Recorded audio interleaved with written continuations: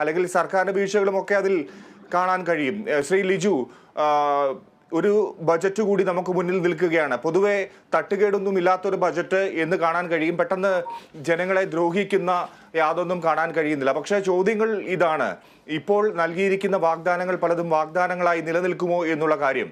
അല്ലെങ്കിൽ ഈ പദ്ധതി നടത്തിപ്പ് കൂടുതലായി ഒന്നും പറയുന്നില്ലെങ്കിലും ഇത് നടത്തിപ്പിന് വേണ്ട തുക എങ്ങനെ കണ്ടെത്തും? അത് നികുതി വരുമാനത്തിൽ അധിക ഭാരം ജനങ്ങൾക്ക് ചുമത്താതെ എങ്ങനെയാണ് ഈ ഒരു ബജറ്റുമായി, നടപടികളുമായി, പദ്ധതി നിർവഹണവുമായി സംസ്ഥാന സർക്കാരിന് മുന്നോട്ട് പോകാൻ കഴിയുക?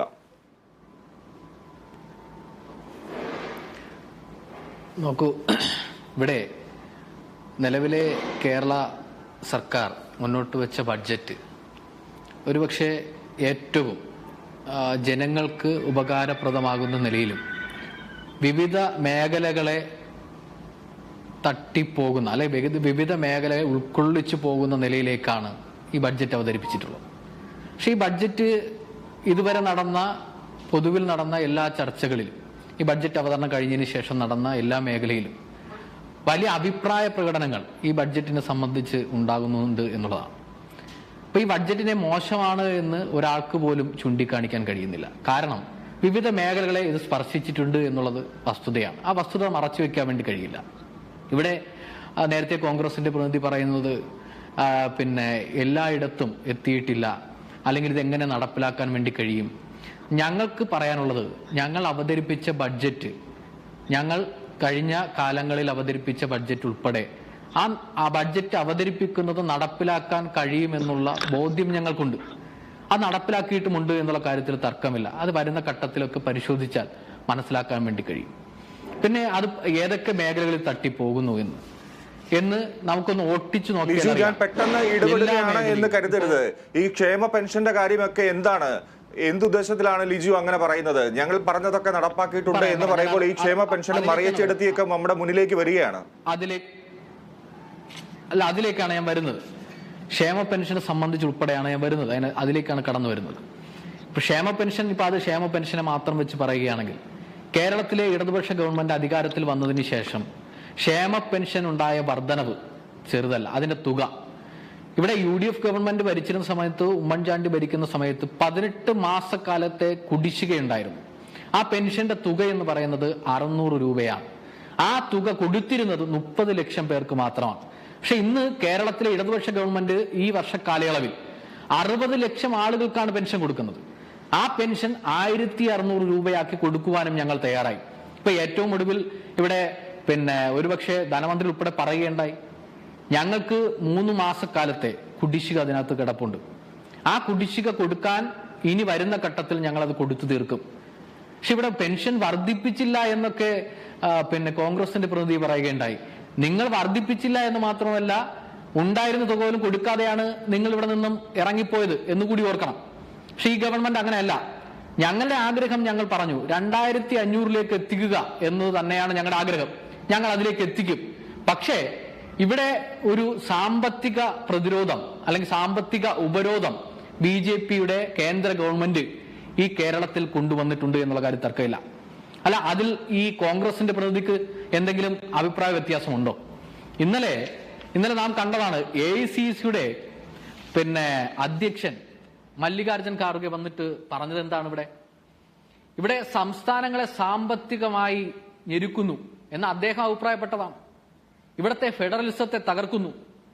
EDയും CBIയും ഇൻകം ടാക്സും എന്നിവയെ കൊണ്ടുവന്ന് പ്രതിപക്ഷ പാർട്ടിയിലെ നേതാക്കളെ ആകമാനം കുഴപ്പത്തിലാണെന്ന് വരുത്തി തീർക്കുവാനുള്ള സാഹചര്യം ഉണ്ടാക്കും. ഇത് പറഞ്ഞത് കോൺഗ്രസിന്റെ ഇന്നത്തെ സമുന്നതനായ നേതാവാണ്. അതിൽ കോൺഗ്രസിന്റെ പ്രതിനിധിക്ക് അഭിപ്രായ വ്യത്യാസമുണ്ടോ എന്ന് അദ്ദേഹം പറയണം. പിന്നെ നാം കാണേണ്ടത്, നമ്മുടെ സാമ്പത്തിക പ്രതിസന്ധി കേരളം സൃഷ്ടിച്ചതല്ല. കേന്ദ്ര സർക്കാർ സംസ്ഥാനങ്ങൾക്ക് നൽകേണ്ട വിഹിതം, ആ വിഹിതം, നികുതി വിഹിതം ഭൂരിപക്ഷവും ആരാണ് വിരിക്കുന്നത്? കേന്ദ്ര ഗവൺമെന്റാണ്.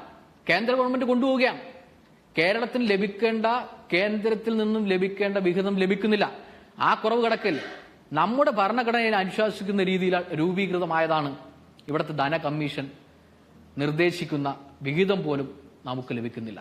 ധന കമ്മീഷൻ നൽകേണ്ടത് ഒരുപക്ഷെ നമ്മുടെ ഭരണഘടനയിലെ അനുശാസിക്കുന്ന രീതിയിൽ രൂപീകൃതമായതാണ് ധനകമ്മീഷൻ എന്ന് പറയുന്നത്. ആ ധനകമ്മീഷൻ സംസ്ഥാന സർക്കാരുകൾക്ക് നൽകേണ്ട വിഹിതം നൽകുന്നില്ല, അത് നിൽക്കുകയല്ലേ. അത് കേരളത്തിൽ മാത്രമല്ല, കർണാടകയ്ക്ക് ലഭിക്കുന്നില്ല, തമിഴ്നാടിന് ലഭിക്കുന്നില്ല. അത് മാത്രമല്ലല്ലോ, കടമെടുക്കുവാനുള്ള പരിധി അത് വെട്ടിക്കുറച്ചിരിക്കുകയല്ലേ.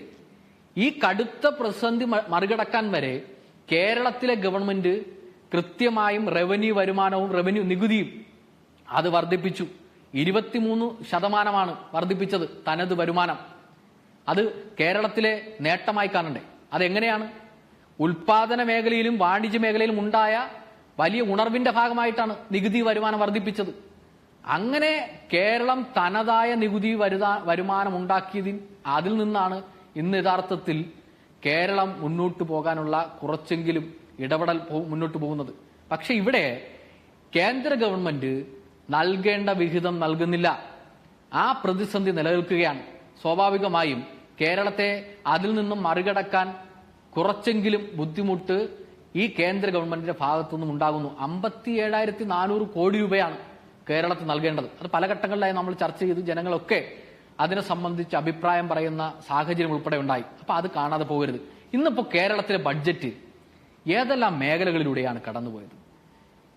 അതായത് താഴെ ഒരു മൊട്ടുസൂചി എന്ന് വേണമെങ്കിൽ സൂചിപ്പിക്കാൻ കഴിയുന്ന മേഖലയിൽ ഉൾപ്പെടെ കേരളത്തിലെ ബഡ്ജറ്റ് കടന്നുപോയി എന്നുള്ളതാണ്. അത് കേരളത്തിന്റെ മുന്നോട്ടുള്ള വികസനത്തെ, കേരളത്തിന്റെ താഴെത്തട്ടിൽ ജീവിക്കുന്ന ജനങ്ങൾക്കുൾപ്പെടെ ഉപകാരപ്രദമാകുന്ന വികസന സാധ്യതകളാണ് മുന്നോട്ട് വെച്ചത് ഈ ബഡ്ജറ്റിലൂടെ. നാം കണ്ടതാണല്ലോ കേരളത്തിലെ ഗതാഗത മേഖലയ്ക്ക്. നമുക്കറിയാം, ഗതാഗത സംവിധാനത്തെ കൂടുതൽ മെച്ചപ്പെടുത്താൻ 1976 കോടി രൂപയാണ് മുന്നോട്ട് വെച്ചിട്ടുള്ളത്. റബ്ബറിന്റെ സബ്സിഡി നാം കണ്ടതാണ്, കാർഷിക മേഖലയിലെ മെച്ചപ്പെട്ട നിലയിലായി പറയാൻ വേണ്ടി കഴിയും. 180 രൂപയാക്കി അതിനെ വർദ്ധിപ്പിച്ചു. നഗരവികസന പരിപാടികൾക്ക് 961 കോടി രൂപയാണ്. സ്കൂൾ ഉച്ചഭക്ഷണ പദ്ധതിക്ക് ഞാൻ അതെല്ലാം എടുത്തു പറയാൻ വേണ്ടി പോകുന്നില്ല. ടൂറിസം മേഖല നമ്മുടെ കേരളത്തെ ഒരുപക്ഷെ രാജ്യത്തും ലോകത്തുമൊക്കെ എടുത്തു കാണിക്കുന്ന ഒരു പ്രധാനപ്പെട്ട ഏരിയയായി കേരളത്തിലെ ടൂറിസം മാറിയിട്ടുണ്ട്. അതിന് 5000 കോടി രൂപയാണ് നമ്മൾ മുന്നോട്ട് വെച്ചിട്ടുള്ളത്. കാർഷിക വികസനത്തിന് നാം കണ്ടതാണല്ലോ, കാർഷിക വികസനത്തിന് കേന്ദ്ര ഗവൺമെന്റ് ബഡ്ജറ്റിൽ പോലും അതിൽ വലിയ വർധനവുണ്ടാക്കുവാനോ കൂടുതൽ ഇടപെടൽ ഉണ്ടാക്കുവാനോ കഴിയാതെ പോയിട്ടും കേരളത്തിലെ കാർഷിക വികസനത്തിന് വേണ്ടി കേരളത്തിലെ ബഡ്ജറ്റിൽ 1698 കോടി രൂപയാണ് മുന്നോട്ട് വെച്ചിട്ടുള്ളത്. അതുപോലെ ശരിയാണ് ലിജു, അത്തരത്തിൽ എല്ലാ മേഖലയിലും കൈവച്ചിട്ടുണ്ട്. പ്രധാനമായും ജനങ്ങൾ ശ്രദ്ധിക്കുന്നത് കൃഷി, വ്യവസായം, IT മേഖലകൾക്കൊക്കെ എന്ത് നൽകി എന്നുള്ളതാണ്. ഒരു പദ്ധതി വിഹിതം മുന്നോട്ട് വെച്ചിട്ടുണ്ട്. ഈ പദ്ധതി വിഹിതത്തിന്റെ അങ്ങേ തലക്കിൽ ഇതെങ്ങനെ എത്തിപ്പെടും എന്നുള്ളതല്ലേ പ്രധാനപ്പെട്ട ഒരു കാര്യം. ഒരു വശത്ത് കേന്ദ്ര സർക്കാർ വേണ്ട വിഹിതം തരുന്നില്ല എന്ന് പറയുന്നു, അല്ലെങ്കിൽ മറുവശത്ത് കേരളത്തിന് തന്നെ നിൽക്കാൻ വേണ്ടിയുള്ള അല്ലെങ്കിൽ ഈ വിഹിതം ഇല്ലാതെ തന്നെ എന്ന് പറയുന്നില്ല, പക്ഷേ വരുമാന സ്രോതസ്സുകൾ കണ്ടെത്താൻ ഉള്ള ശ്രമം നടക്കുന്നു എന്ന് പറയുകയും ചെയ്യുന്നു.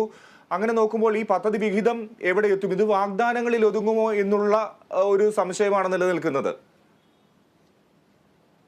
അല്ല, അതാണ് ഞാൻ നേരത്തെ സൂചിപ്പിച്ചത്. ഉൽപാദന മേഖലയിലും വാണിജ്യ മേഖലയിലും നല്ലൊരു ഉണർവ് ഈ കേരളത്തിനകത്തുണ്ടാകും. പിന്നെ ബഡ്ജറ്റിൽ അവതരിപ്പിക്കുന്ന വിഹിതത്തെക്കാൾ കൂടുതലാണ് ഒരുപക്ഷെ കഴിഞ്ഞ ബഡ്ജറ്റിൽ ഉൾപ്പെടെ അതിനുശേഷം നമ്മുടെ കേരളത്തിലെ ഗവൺമെന്റ് നടത്തുന്നത്. അതിനൊരു 2 ഉദാഹരണം ഞാൻ പറയാം. കാരുണ്യ പദ്ധതിക്ക് 625 കോടിയാണ് കഴിഞ്ഞ തവണ വെച്ചത്. അത് ചെലവാക്കിയത് 1500 കോടിയാണ്. പിന്നീട് കൂടുതൽ വിഹിതം വെച്ചതാണ്. KSRTCയിൽ 1000 കോടിയാണ് വെച്ചത്. അത് 2600 കോടി രൂപയാണ് പിന്നീട് ചെലവാക്കിയിട്ടുള്ളത്. അത് കൂടുതൽ ഇപ്പോ ഈ പറഞ്ഞ വിഹിതം അതിനപ്പുറത്തേക്ക് ഈ ഗവൺമെന്റ് നടപ്പിലാക്കാൻ കഴിയും. ഞാൻ നേരത്തെ സൂചിപ്പിച്ചു, നമുക്ക് ഇപ്പോ ഉണ്ടായ ഒരു സാമ്പത്തിക പ്രതിരോധം, അത് ഈ രാജ്യത്തെ ഈ ഗവൺമെന്റ് കേരളത്തെ ഇങ്ങനെ മുന്നോട്ട് പോയാൽ കേരളത്തിലെ ഇടതുപക്ഷം വീണ്ടും അധികാരത്തിലേക്ക് വരാം എന്നുള്ള വലിയ പേടിയാണ്. ഈ ഗവൺമെന്റിന് സാമ്പത്തിക ഉപരോധം ഉണ്ടാക്കിയാൽ കേരളത്തിലെ സാധാരണപ്പെട്ടവർ കേരളത്തിലെ ഗവൺമെന്റിനെ മോശമായി ചിത്രീകരിക്കും. കേരളത്തിലെ സർക്കാരിനെതിരെ അഭിപ്രായ പ്രകടനങ്ങൾ നടത്തണം. ഈ അഭിപ്രായ പ്രകടനങ്ങൾ നടത്തി അതിനെ ഈ പറയുന്ന BJPക്ക് വോട്ടാക്കി മാറ്റാനും അതിൽ നിന്ന് കേരളത്തിലെ ഇടതുപക്ഷത്തെ താഴെ ഇറക്കുവാനുള്ള സാഹചര്യം ഉണ്ടാക്കുക എന്നുള്ളതാണ് ഇവരുടെ ലക്ഷ്യം. എന്നാൽ ഇവിടെ ദൗർഭാഗ്യകരമെന്ന് പറയട്ടെ, കോൺഗ്രസ് ഇതിനോടൊപ്പം നിൽക്കുകയാണ്. കോൺഗ്രസ് ഇതിനോടൊപ്പം, കേരളത്തിലെ കോൺഗ്രസ് ഘടകം ഇതിനോടൊപ്പം നിൽക്കുന്നു തീർച്ചയായും എന്നുള്ളതാണ്. അതൊരു മറ്റൊരു രാഷ്ട്രീയ വിഷയമാണ്. കർണാടകത്തിലെ തീർച്ചയായും മുഖ്യമന്ത്രി ഉൾപ്പെടെ കോൺഗ്രസിനുണ്ടാവും കേന്ദ്ര സർക്കാരിന് ഇതിലുള്ള പ്രതിഷേധം. പോകാൻ വേണ്ടി പക്ഷേ നിങ്ങളോടൊപ്പം പ്രതിഷേധിക്കാൻ അവരില്ല എന്നുള്ളതാണ് ഒരുപക്ഷെ ഒരു വിധത്തിൽ ഞാനും മനസ്സിലാക്കുന്നത്. അവർക്ക് പ്രതിഷേധമുണ്ട്, അല്ല, അവർ പ്രതിഷേധിക്കാൻ തയ്യാറാകുന്നു, വിമർശിക്കുകയും ചെയ്യുന്നുണ്ട്. അല്ല അവരങ്ങനെ തയ്യാറാകുന്നുവെങ്കിൽ ഞങ്ങൾ അതിനെ സ്വാഗതം ചെയ്യുകയാണ്. ഒരു തർക്കവും വേണ്ട. ഇവിടെ കേരളത്തിലെ മുഖ്യമന്ത്രിയും മന്ത്രിമാരും MLA മാരും ഉൾപ്പെടെയുള്ളവർ ഡൽഹിയിലേക്ക് 8-ാം തീയതി സമരമായി മുന്നോട്ട് പോവുകയാണ്. അവിടെ ഞങ്ങൾ പ്രതിപക്ഷ പാർട്ടിയിലെ നേതാക്കളെയും ഒക്കെ ഇതിന്റെ ഭാഗമായി നമുക്ക് കാണേണ്ട കാഴ്ചയാണത്. ഞാൻ താങ്കളിലേക്ക് തിരികെ എത്താം. ശ്രീ രഞ്ജിത് ചന്ദ്രൻ, ഇതൊക്കെ വലിയ ഒരു പദ്ധതി ഒക്കെ നമുക്ക് മുന്നിൽ വെച്ചിരിക്കുന്നു, അല്ലെങ്കിൽ ജനങ്ങളെ ശ്വാസം മുട്ടിക്കാത്ത